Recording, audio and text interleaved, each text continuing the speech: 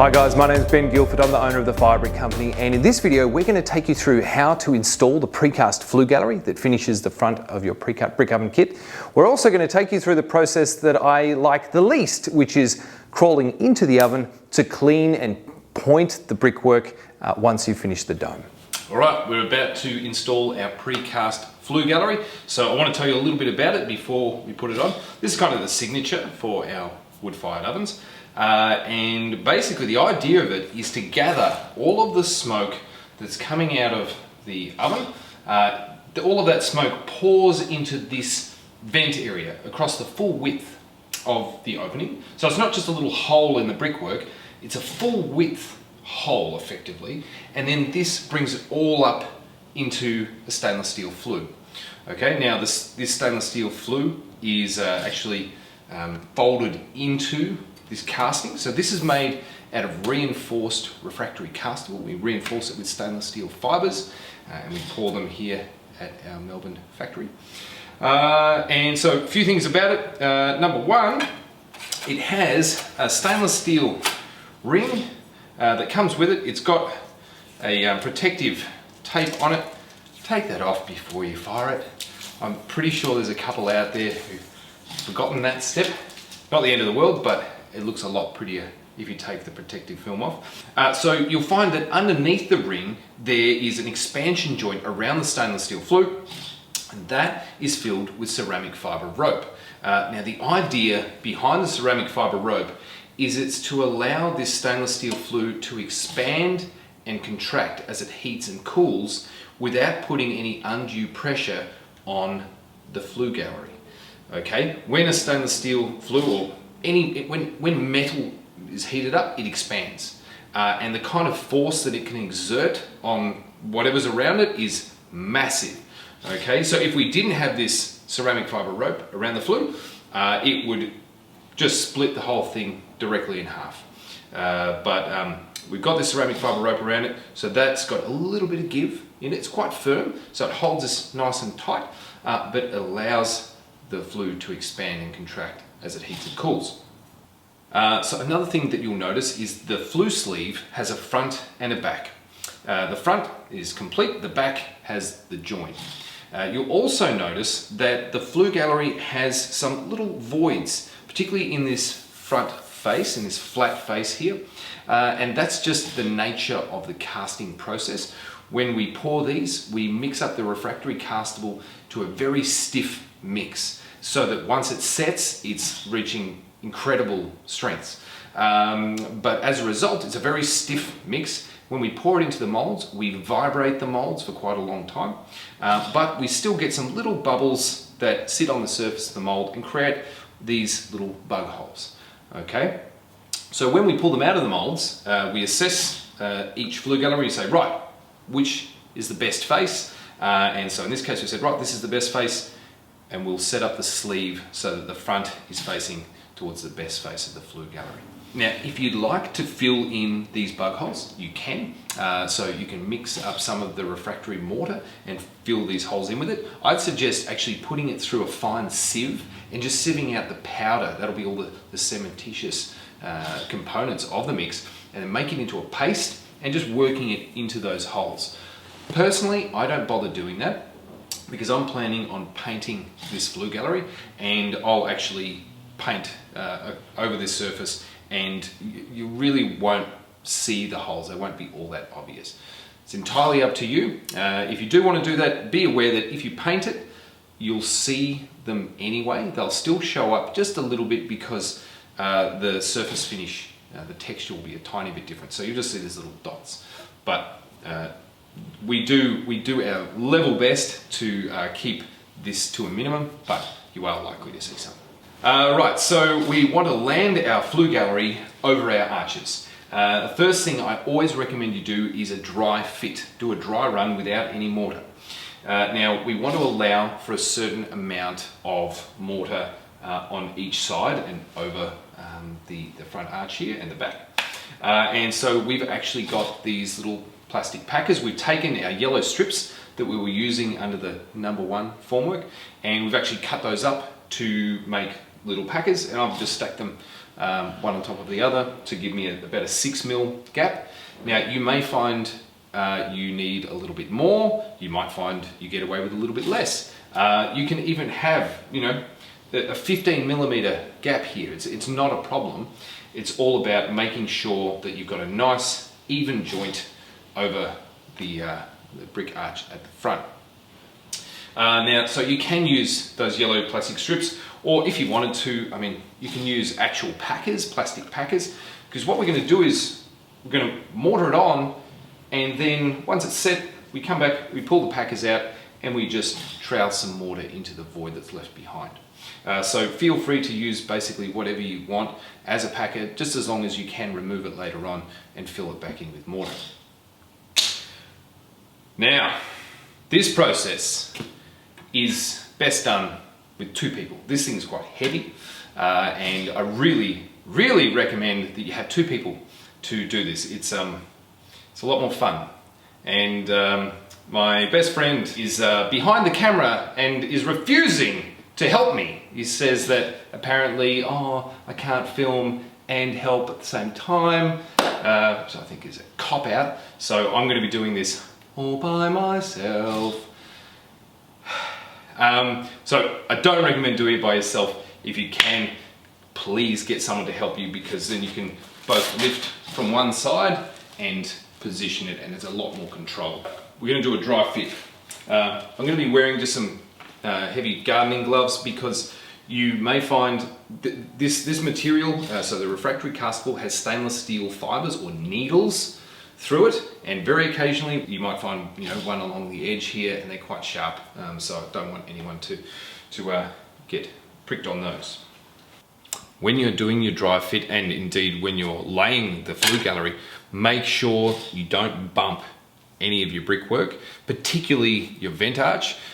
This is you know, relatively fragile, so we really want to make sure we don't knock it. So when you place it, make sure you just bring it straight down from above rather than bumping into it. So I've dry fit the PreCast Flue Gallery, and you can see that I've got a good 10 mil gap over the top here, which is fine. I could lay it like that, but I can actually afford to take out one of these packers on each side, so I can just drop it down to one of these little strips. Again, how yours fits, you may require more packers. You may be able to drop it down to one, like I'm going to. But all we're after is just to get a nice, neat joint around here. And hey, if I can drop it down to one packer, then I will.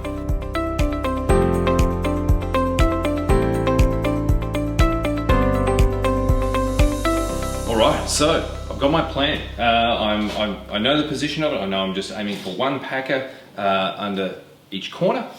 So now I'm going to mix up some more of my refractory mortar mixture, and I'm going to apply that to the sides and the front. Now I'm not going to bother about the back for now. You're going to see that the joint at the back is quite a bit bigger than the joint at the front. It's about 20, nearly 30 millimeters, whereas we've got about 8 at the front. So that's all part of the design, by the way. That's completely normal.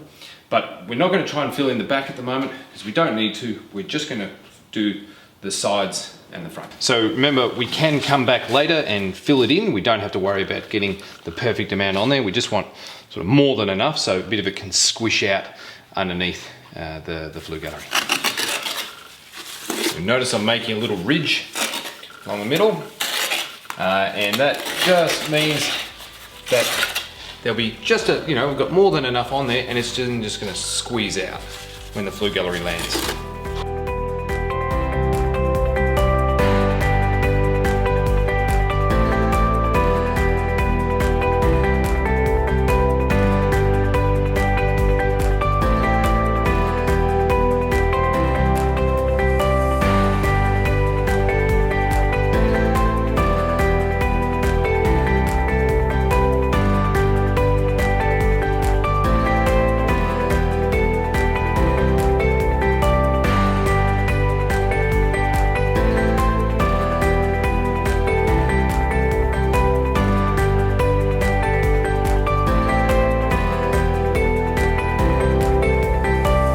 it's on, and you can see I actually put a little bit more mortar over the middle there than I really needed to. So I had to sort of, give it a tap down, and you can do that. Just, hey, give it a couple of taps and knock it down. If I'd put it a little bit too far that way, hey, I could just tap it back in that direction. I do want to be careful that I don't dislodge these bricks, but it's a nice simple system and it works. So now what I'm going to do is I'm going to clean off my mortar and just go around and just point all of these joints, get them looking nice and neat, and then I'll be ready to fill in the joint at the back. So something that we technically should have done earlier is remove this formwork. So usually what you were doing when you build your oven, you'll lay your vent arch and then you're going to let that set for 12 hours so that we know all those joints are nice and firm, the mortar's gone good and hard, and that means that when you land that flue gallery, you're much less likely to dislodge this. Okay, now because we're doing this on the clock, as it were, we have laid our vent arch and we've left the formwork in, and then we've actually landed the PreCast Flue Gallery not too long afterwards.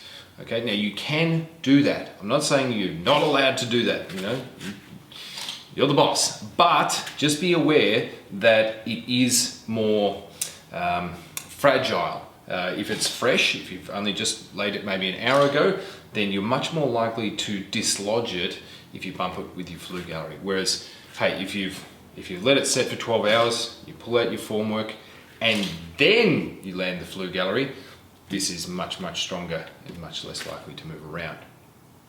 So, with that being said, we're gonna pull out our plastic strips and get our formwork out.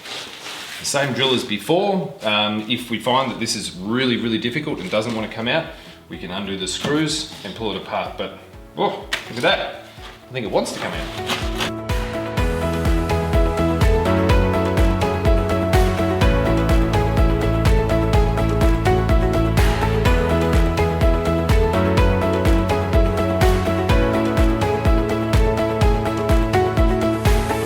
Now we're going to fill in the gap between the entry arch and the flue gallery at the back. You'll notice it's a little higher than the gap at the front, but that is part of the design.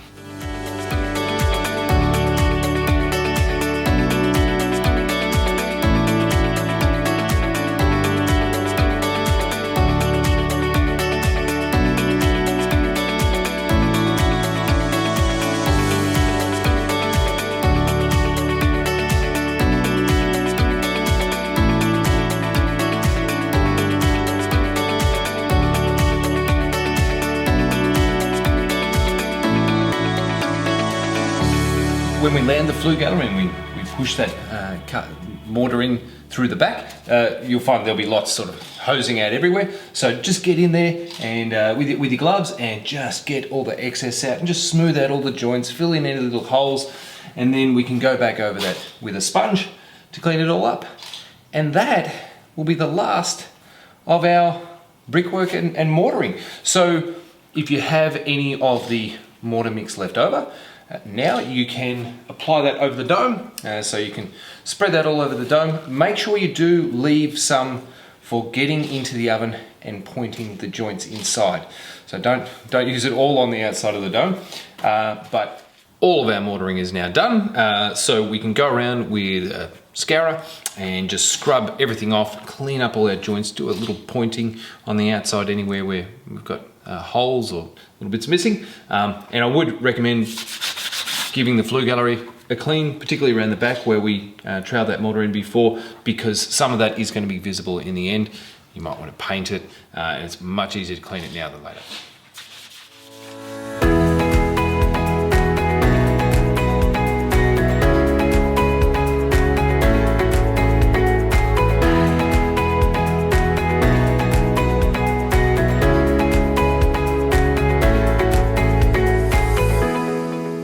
So we need to allow our keystone, our refractory castable that we poured, enough time to set good and hard before we remove our cling wrap and before we remove the fiberglass formwork from inside.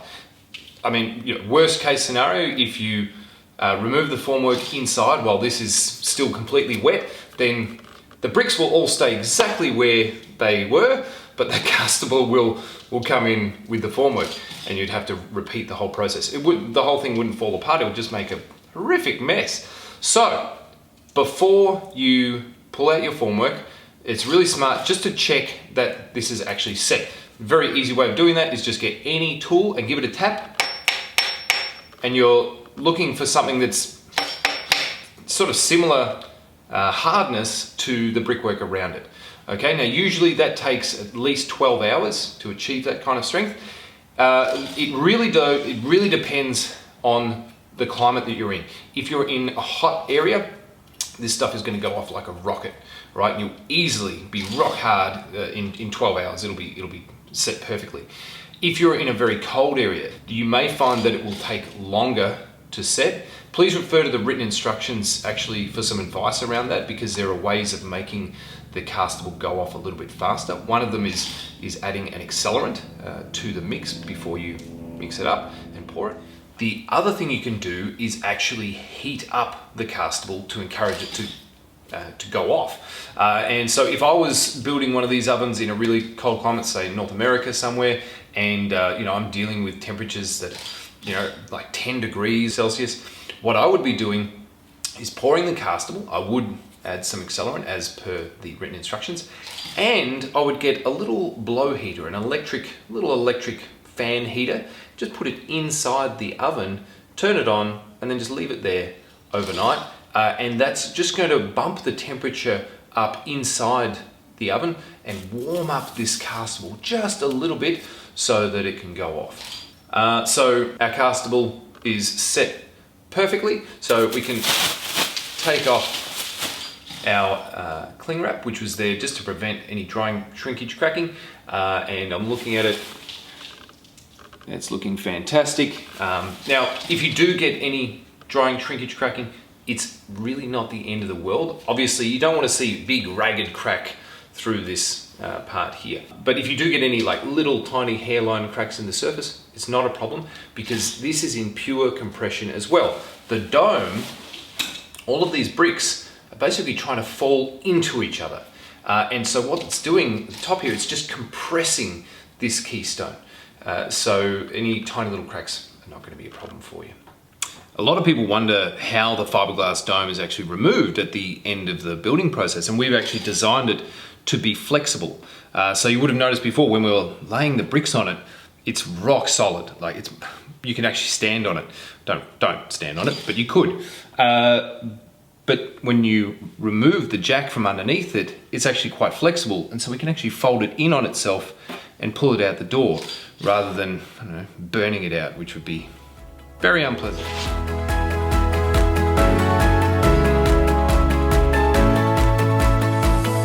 So it's come to that time, my very favorite time of building any of my brick ovens, where we need to actually get into the oven to clean out the joints that we formed when we laid the bricks on the fiberglass dome.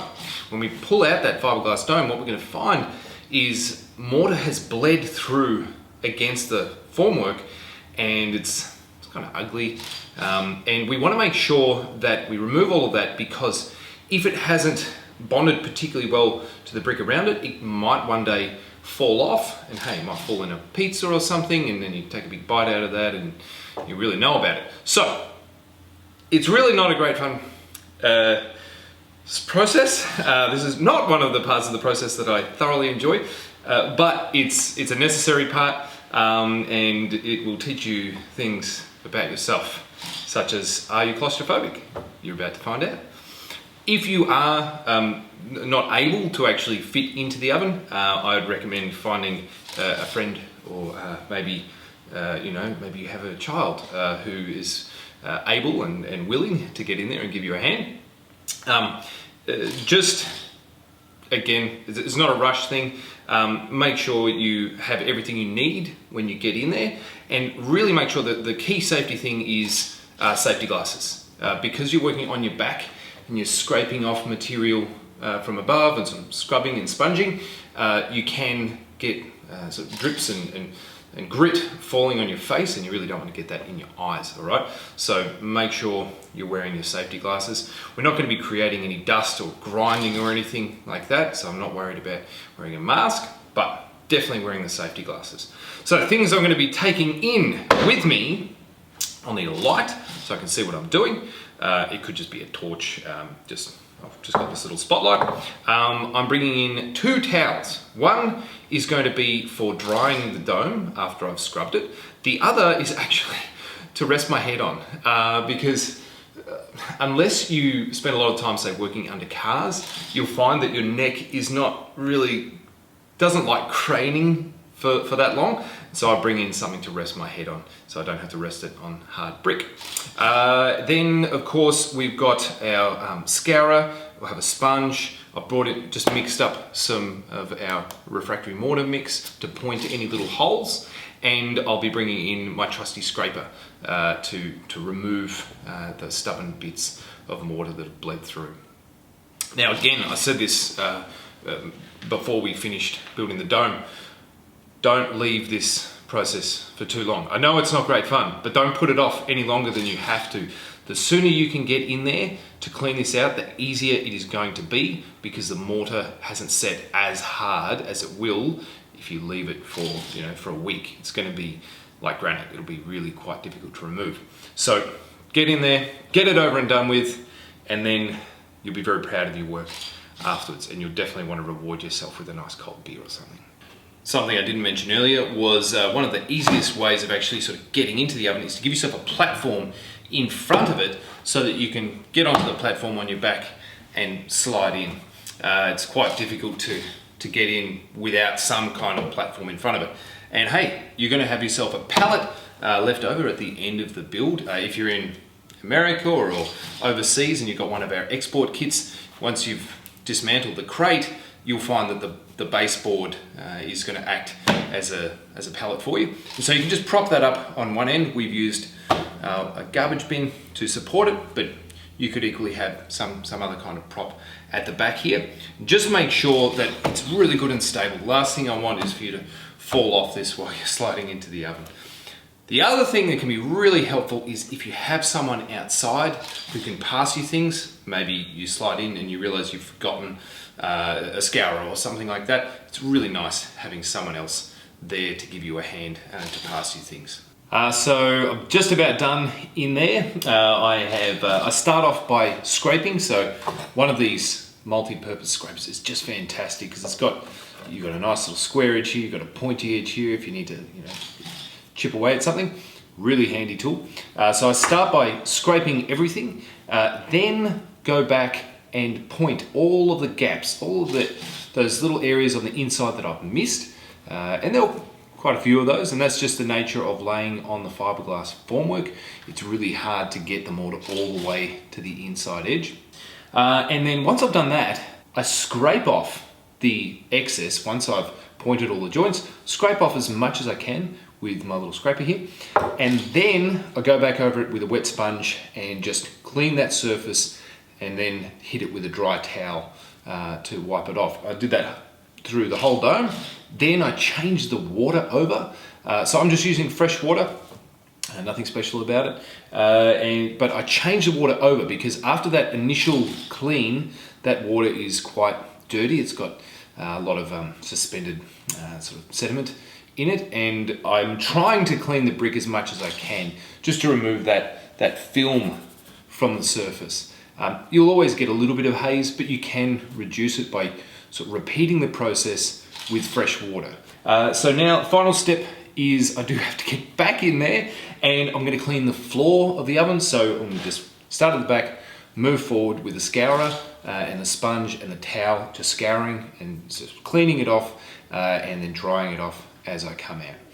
Another thing that's worth mentioning during this process of getting into the oven, you may have a tendency of, maybe your knees are up in the air and you might bump this arch. Really, really try to avoid doing that because if you hit it hard enough, you could potentially knock a brick out, particularly given that you're probably getting into the oven shortly after building all of this. It might not have been sitting there for all that long, and so these joints are still relatively fragile. So we want to be really careful that we don't, you know, grab onto this to pull us in or out or whatever. So just be really aware of that and try to make sure you don't bump this.